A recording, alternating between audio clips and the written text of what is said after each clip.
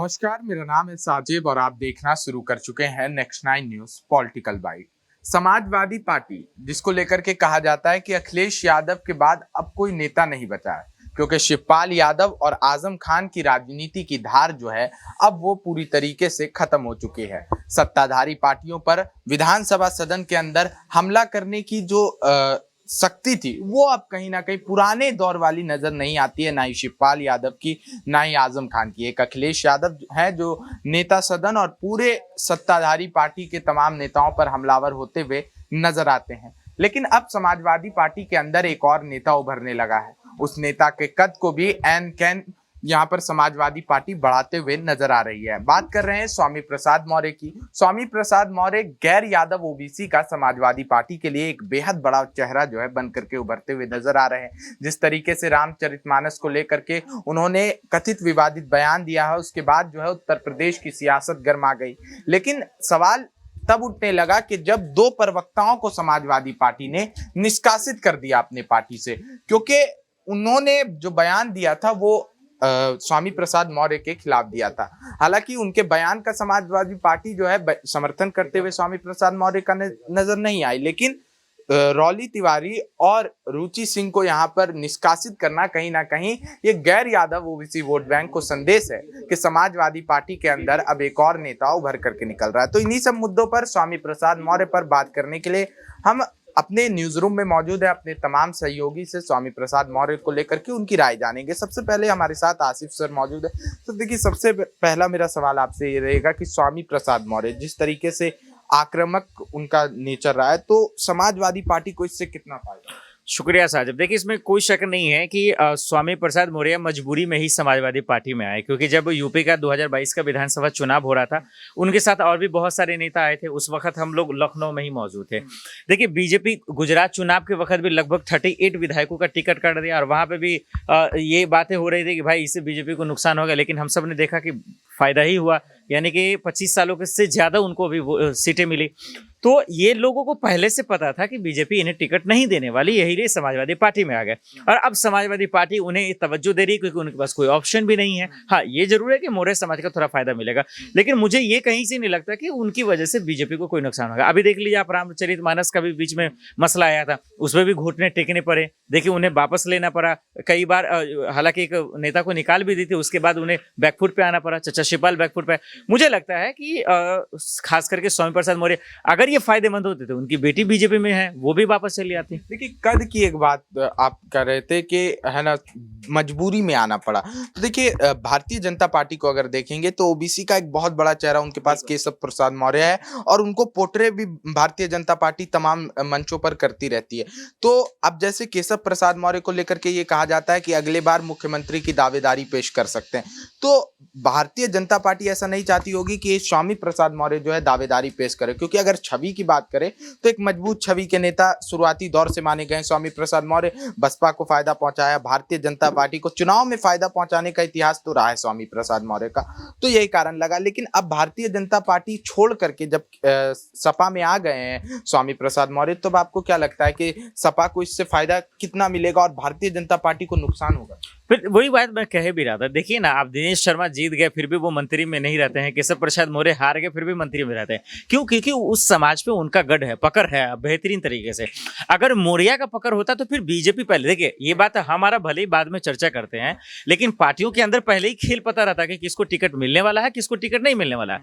ये जब स्वामी प्रसाद मौर्य को पता चल गया कि भैया मुझे नहीं मिलने वाला है, तो फिर उन्होंने अपना तिकड़मबाजी करना शुरू कर दिया और यही वजह है कि नहीं हुई। अब ये देखना होगा कि क्या वाकई में वो दिला पाते हैं कि नहीं समाजवादी पार्टी को मौर्य समाज का वोट या दलित का वोट। ये एक बड़ा बयान रहेगा, लेकिन मुझे लगता है कि शायद इसमें वो ज्यादा कारगर साबित नहीं हो पाएंगे। बहुत बहुत धन्यवाद आसिफ सर। तो अब इसी स्वामी प्रसाद मौर्य पर ही बात करने के लिए हमारे साथ जो है हमारे सहयोगी पीयूष मौजूद है। पीयूष, रामचरितमानस पर जो है उनकी चौपाई पर विवादित टिप्पणी दी, तो समाजवादी पार्टी की जो एक हिंदू विरोधी छवि, जो मुलायम सिंह यादव का एक नाम पड़ गया था मुल्ला मुलायम, तो वो वाली छवि एक बार फिर से जो बदलने का प्रयास अखिलेश यादव कर रहे थे। 2022 के विधानसभा चुनाव में कई मुसलमान नेताओं का टिकट काटा था उन्होंने, कई दिग्गज नेताओं का, महिला, हाँ जी, काशी विश्वनाथ भी गए थे, अभी भी मां पीतम्बरा गए, तो अपनी छवि को बदलने का प्रयास कर रहे थे। लेकिन एकाएक रामचरितमानस पर विवादित टिप्पणी स्वामी प्रसाद मौर्य, और सपा ने हालांकि समर्थन नहीं किया इस बयान का, लेकिन रॉली तिवारी और रुचि सिंह को, दो प्रवक्ताओं को निष्कासित करना कई संदेश दे रहे, तो क्या लगता है? नहीं, बिल्कुल देखिए, यहाँ पर जो अगर समाजवादी पार्टी की बात करूं तो देखिए समाजवाद की विचारधारा पे चलते हैं वो, समाजवादी पार्टी की बात करूं तो। और अखिलेश यादव, अगर आपने देखा होगा 2022 के चुनाव में, जब विधानसभा चुनाव थे, तो वो ऐसा कोई मंदिर नहीं छोड़ा था जहां पे वो माथा नहीं टेकने गए थे। क्योंकि जो अगर बीजेपी को आपको हराना है, उत्तर प्रदेश, खासकर उत्तर प्रदेश की मैं बात कर रहा हूँ, तो आपको हिंदुत्व वाली छवि है ना, वो कहीं ना कहीं आपको बनानी पड़ेगी हिंदुओं के वोट लेने के लिए। और समाजवादी पार्टी तो देखिए M+Y समीकरण से चलती है। आपको ये भी पता था कि मुलायम सिंह यादव जीते, अखिलेश यादव जीते, चाहे कोई भी जीता हो समाजवादी पार्टी में, तो वो M+Y समीकरण से जीता, यानी कि Muslim plus Yadav vote bank से। और इसी को बदलने के लिए वो उत्तर प्रदेश में हिंदुत्ववादी छवि बनाना चाहते हैं। अब देखिए हो गया बेहद। देखिए वैसे तो अगर उत्तर प्रदेश की बात करूं तो ये जो रामचरितमानस का जो विवाद है वो उत्तर प्रदेश में नहीं जन्मा, वो बिहार से जन्मा। बिहार के शिक्षा मंत्री ने सबसे पहले ये सवाल उठाया था रामचरितमानस पर, फिर स्वामी प्रसाद मौर्य ने उठा लिया। फिर स्वामी प्रसाद मौर्य के बार बार टिप्पणी करने के बाद भी वो नहीं चुप हुए, और इससे एक एंटी हिंदू छवि जो है ना वो अखिलेश यादव की समाजवादी पार्टी की, वो और उभरने लग गई। और लेकिन सबसे ताज्जुब वाली बात तो ये थी कि बीजेपी जो बार बार एक क्वेश्चन ही उठा रही थी कि अगर स्वामी प्रसाद मौर्य बोल रहे हैं तो अखिलेश यादव उनको चुप क्यों नहीं करा रहे। अखिलेश यादव का कोई भी ऐसा बयान नहीं आया स्वामी प्रसाद मौर्य के खिलाफ कि देखिए अगर वो ऐसी बातें कर रहे हैं जिसमें जो सामाजिक द्वेष जो फैल रहा था वो कभी कम नहीं हो रहा था। तो इसलिए अखिलेश यादव की जो राजनीति है, फिर बाद में क्या हुआ, अखिलेश यादव ने भी देखिए मैं भी शूद्र हूं का नारा लगा दिया था कि जो स्वामी प्रसाद मौर्य ने बोला कि देखिए शूद्रों के खिलाफ रामचरितमानस में इतना कुछ लिखा गया है, फिर उन्होंने मैं भी शूद्र हूं का नारा लगाया। और अब दलितों पर राजनीति अब आगे बढ़ाने की कोशिश कर रही है समाजवादी पार्टी। तो यहाँ पर पीयूष ने बताया। अब हमारे साथ हमारे सहयोगी है राकेश सर, उनसे बात करेंगे कि सर देखिए एक बार फिर से रामचरितमानस को लेकर के जो विवाद शुरू हुआ है उसको लेकर के एक बार फिर से लग रहा है कि मंडल 2 की राजनीति जो है अखिलेश यादव ने शुरू कर दी है। देखिए मंडल 2 की राजनीति अखिलेश यादव ने शुरू तो कर दी है, लेकिन अब ये समस्या ये है अखिलेश यादव के सामने कि अगर फॉरवर्ड कास्ट को छोड़ दिया जाए, 18 से 20% है यूपी में, उसके बाद 80% की आबादी वो है जो ओबीसी है, एससी है और एसटी है। तो उनके पास क्या मैपिंग है, रोड मैप क्या है, क्या ब्लूप्रिंट है जिसके थ्रू वो ओबीसी में यादव, अगर आप 40% जो यूपी में ओबीसी आबादी है उसमें 8 से 10% ही यादव है। उसके बाद ओबीसी नॉन जाटव सबसे बड़ी आबादी है 22%, जो 2007 तक मायावती के पास थी, उसके बाद शिफ्ट होके सपा के पास आई, अब बीजेपी के पास जा चुकी है।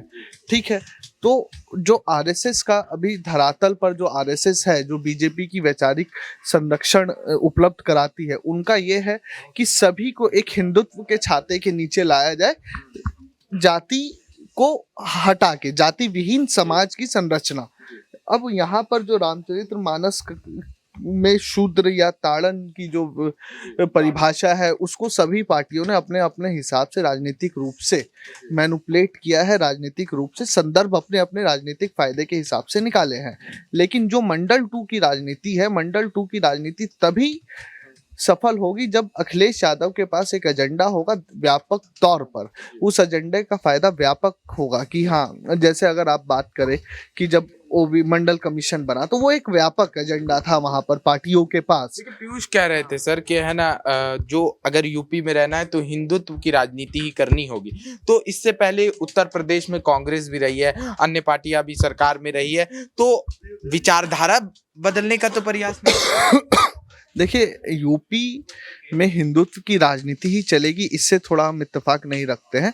लेकिन हाँ, यूपी में जो फॉर्मेट, पॉलिटिकल फॉर्मेट बीजेपी ने सेट कर दिया है, देखिए ये हिंदुत्ववादी एक दूसरा समझ लीजिए स्टेप है। उससे पहले भारतीय संस्कृति और गौरव का संरक्षण, भारतीय संस्कृति और गौरव के संरक्षण में ही एक जड़ है सनातन का संरक्षण।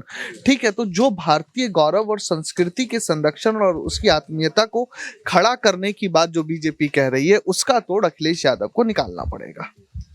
तो यानी कि भारतीय जनता पार्टी को हराने के लिए अखिलेश यादव तोड़ निकालना होगा उन्हें। और जिस तरीके से देखिए इस तमाम बातों से एक बात तो यही साफ हो गई कि स्वामी प्रसाद मौर्य जो है नंबर 2 के नेता अखिलेश यादव के बाद जो है उभर करके सामने आ रहे हैं। अब स्वामी प्रसाद मौर्य को लेकर के आप सभी की राय क्या है वो जानना बेहद जरूरी है। कमेंट बॉक्स में अवश्य बताइएगा।